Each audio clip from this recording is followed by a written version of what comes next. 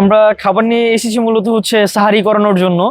সবাই মূলত যে জিনিসটা করে ইফতারের একটা আয়োজন করে, তো আলটিমেটলি কেউ যদি সাহারি করতে না পারে তার জন্য কিন্তু রোজা রাখাটা কষ্ট। সেই জন্য আমাদের এই আয়োজন। রমজান মাসে হোটেলগুলো খোলা থাকে না, বা কিছু সংখ্যক খোলা থাকলেও খাবারের মানটা ওরকম ভালো হয় না। এবং হচ্ছে আমি যদি স্যাটিসফাই হয়ে যদি খাবার খেতে না পারি, রোজা রাখাটাও কষ্ট।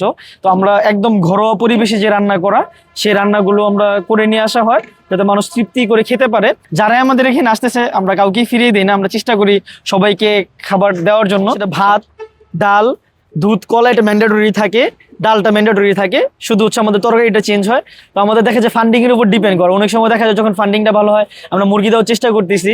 তো গত বছর আমরা মানে শুক্রবারে হচ্ছে আমরা গরু দেওয়ার চেষ্টা করেছিলাম, বাট এই বছর একটু ফান্ডিং ইস্যু আছে। যদি আমাদের ওই পরিমাণ ভালো ফান্ডিং হয় আমরা ইনশাল্লাহ শুক্রবারে গরু দিয়ে করার চেষ্টা করব। আবার যখন একটু ফান্ডিং এর একটু ইস্যু থাকে, তখন আমরা যদি একটু বাজেট কম থাকে তখন আমরা আবার ডিম দিয়ে চেষ্টা করতেছি। দর্শক, আপনারা দেখতে পাচ্ছেন যে এখন কিন্তু যে ছিন্নমূল যে মানুষ যারা আছেন এবং এখানে ব্যাচেলর থেকে শুরু করে সব মানুষই কিন্তু এখানে খায়, এবং এর সাথে কিন্তু আমরাও খাবো এবং আমিও খাবো।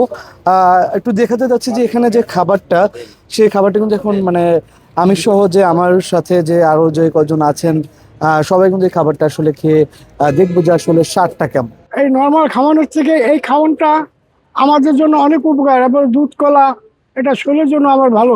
অনেক দূরে থেকে আসি, নৈশ প্রহরীর কাজ করি, বাসা থেকে খাবার আনতে পারি না, বিদায় এখানে রাত্রে খাওয়া দাওয়া করে রোজা রাখি। আমার জীবনে আমি এটা দেখি নাই, শুনিও নাই। আশা করি এটা যেন সামনে এইভাবে থাকে, মানুষের সহযোগিতা করে। খুবই সুন্দর পাক এবং পরিষ্কার পরিচ্ছন্ন, খুবই মেহনত করতেছে ছেলেরা। আল্লাহ কবুল করে। গত বছর এবার আরো ভালো উন্নত হয়েছে। 10 কেজি 11 কেজির মতো ভাতের চাল খরচ হয়। তারপর হচ্ছে আপনার মুরগির গোস্ত যদি আমরা অ্যাপ্রক্সিমেটলি ওখানেও 10 কেজির মতো প্রয়োজন হয়।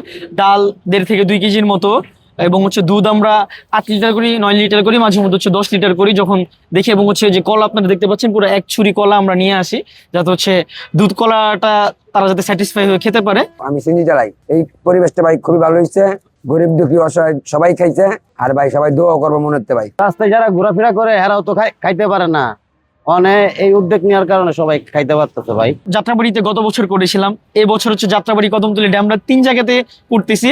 আমাদের নিয়ত আছে সামনে বছর আমরা 64 জেলায় করব। তাছাড়াও আমাদেরকে দেখে বাকিরা যাতে অনুপ্রাণিত হয়, তারাও যদি তাদের এলাকায়, তাদের পাড়ায়, তাদের মহল্লা প্রত্যেকটা জায়গায় একটা করে মেহমানখানা চালু হয়। মানুষ যদি ঢাকা শহরে আসে, থাকার কোনো জায়গা নেই বা খাবারের উপর কোনো প্লেসমেন্ট নেই, তো মসজিদগুলো যাতে এক একটা মুসাফিরখানা আবার তৈরি হয়। এবং শুধু মসজিদ না, বাকি যে জায়গাগুলো আছে প্রত্যেকটা পয়েন্টে যাতে এমন একটা জায়গা থাকে সেখানে গেলে যাতে ক্ষুধার্ত মানুষগুলো খাবার খেতে পারে।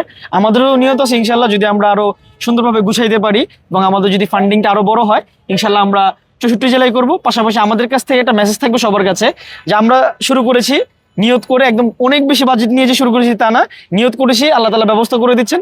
আপনারাও নিয়ত করেন, ইনশাল্লাহ খুব শীঘ্রই আল্লাহ তাআলা তার গায়েবী খাজানা থেকে ব্যবস্থা করে দিবেন।